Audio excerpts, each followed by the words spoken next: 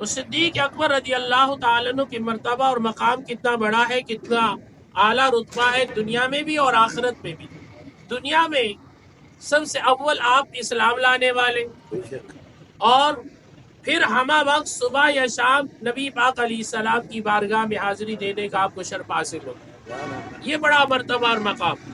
پھر اس کے بعد دنیا میں بھی آپ کے ساتھ ہی رہے، اور مزار کی بھی آپ ساتھی رہے۔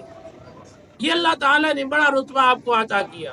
پھر نبی پاک علیہ السلام نے ارشاد فرمایا کہ جس طرح اللہ تعالیٰ نے آسمانوں پر، اللہ تعالیٰ نے جبریل امین علیہ السلام کو اللہ تعالیٰ نے میرا وزیر بنایا، اور یہ آسمانوں کے وزیر ہیں، اور دنیا کے وزیر اللہ تعالیٰ نے زمین پر سیدنا حضرت ابو بکر صدیق رضی اللہ تعالیٰ عنہ کو بنایا، حضرت سیدنا عمر فاروق رضی اللہ تعالیٰ عنہ کو بنایا۔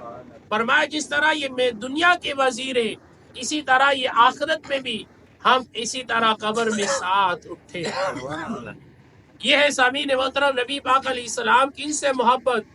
اور پھر آپ جانتے ہیں کہ صدیق اکبر رضی اللہ تعالیٰ عنہ آپ کے بعد وصال ہوا، اور پھر آپ مزار کے ساتھی بنے، اور پھر آپ کے بعد سیدنا عمر فاروق رضی اللہ تعالیٰ عنہ نے ایک عرصہ دراز خلافت سنبھالی، اور پھر آپ کا وصال ہوا، اور آپ صلی اللہ علیہ وآلہ وسلم کے آپ بھی مزار کے ساتھی بنے۔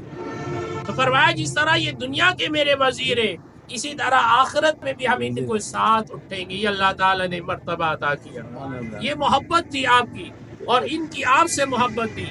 اور پھر اللہ تعالیٰ نے صدیق اکبر رضی اللہ تعالیٰ عنہ کو جنت میں کتنا بڑا مرتبہ اور مقام عطا کیا